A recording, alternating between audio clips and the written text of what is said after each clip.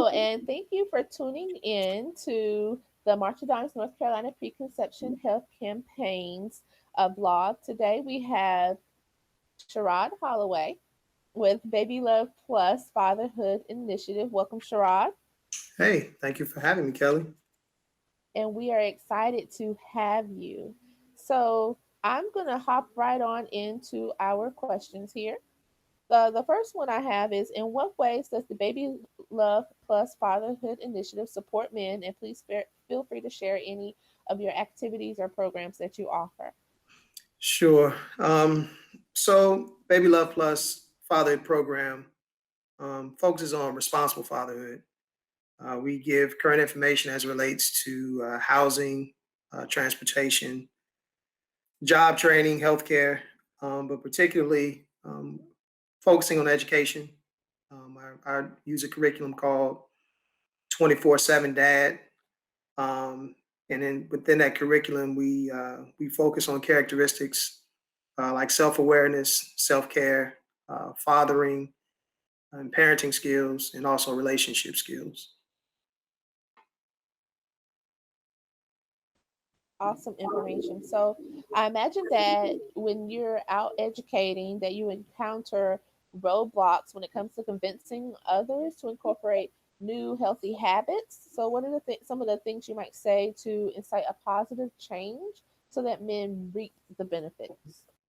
Yeah. So I think most importantly, that message, or when trying to convince new and healthy habits, um, for men, it has to be relatable. Um, Men respond to respect and action.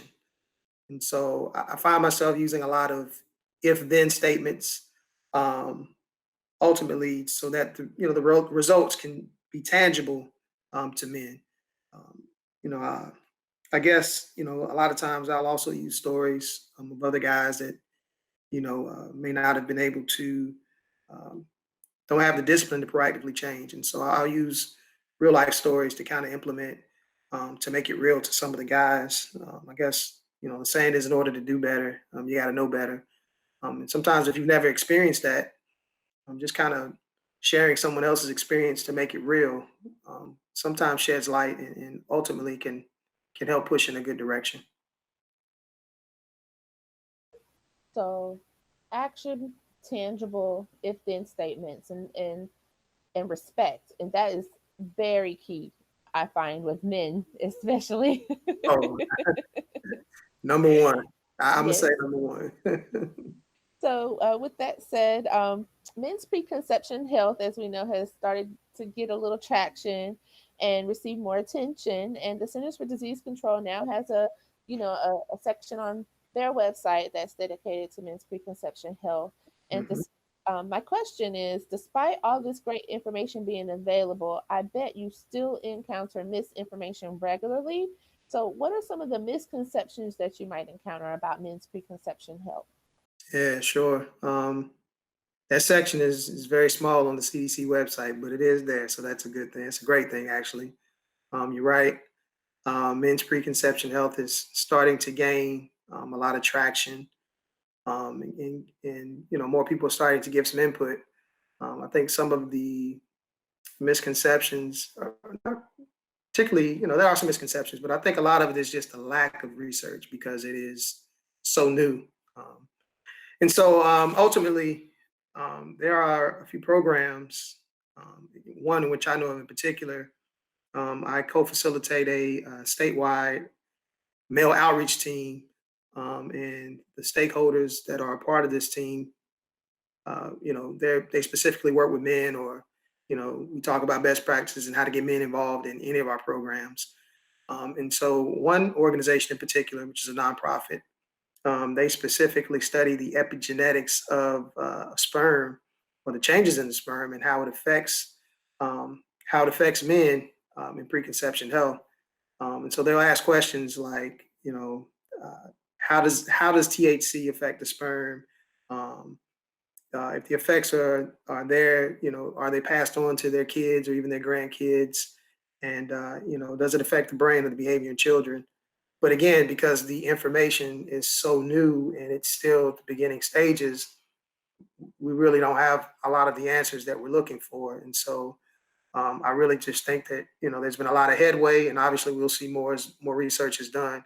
But because it's fairly new, yeah, I mean there are a lot of misconceptions, but I really think it's the lack of research. Um, but if I could, just as a point of privilege, to kind of point out something as it relates to interconception, during the pregnancy, where a lot of men have misconceptions about how they bond with the baby during pregnancy, and some men just don't believe that it's that they can, or that it's possible while the woman is pregnant that they actually bond with the baby. So there's a video that I show in a lot of my classes. So on YouTube, the comedian his comedian Michael Jr. is his name, and the caption is called "Kinda Deep," Kinda. And in that particular video, Michael Jr. His daughter is born in the incubator, and she's like going ballistic crying, and he calls out to her just to kind of let her know that he's in the room and that things are going to be okay. And she calms down. And they flash to another segment of the video, and the baby's going off again, and he's right there by the incubator, and once again he kind of calls out to her to let her know or to reassure her that he's there, and ultimately she quiets down. But then as she quiets down, the last thing he says to her is that "I love you." And as he does that, the baby actually opens her eyes up, which I thought was just, yeah, it just kind of showed, kind of the bond that he and this little girl had prior to her coming out of the womb. And so when guys see that, it's kind of like, oh, wow. I guess when I do read to my baby in the womb, like, I guess that stuff does really work. So I just think those are some of the misconceptions that men have, and ultimately that their role in their presence is necessary during that time as well. And their presence is important. It's so, so important. Thank you for sharing that. I'll be Mhm. sure to link that video down below. Okay. And but I wholeheartedly agree. When I had my children, my their dad, as soon as he said hello, they looked around. They're like, "Where's that voice? That's the Right. person with that voice." It's like the mystery was solved, and it's such a beautiful experience, and it's so wonderful that your initiative is sharing with these men in the community how important it is that they are there, not just during pregnancy, but in that first year of life, not just after the children start walking. Absolutely. Absolutely. That's right. That's right. That is Right. absolutely right. So thank you so much for sharing that. So the next question I have is, what does the initiative say about having a reproductive life plan, and how do you encourage men in the communities that you target to have one in place? Yeah, so our program absolutely encourages having a reproductive life plan. I mean, that's it's kind of the premise of responsible fatherhood, right? Um, but in a lot of our discussions, we highlight things like what it means to be a man, handling or expressing feelings and emotions, the growth of a child, parenting, and then also we try to encourage medical home as well, just to kind of get the whole family involved, and to provide the best possible care for these children as well. Yeah, it's just a couple things. Excellent information, though. All right, so just a couple more questions, I promise. And thank you so much for your time today, by the way. Absolutely, thank you. It is recommended that women take 400 micrograms of folic acid daily to protect their future child or children from potential birth defects. So, should men also take a supplement? And if so, which nutrient should they pay special attention to? Yeah. Um, so I think that kind of goes back to the lack of information as it relates to men and preconception health.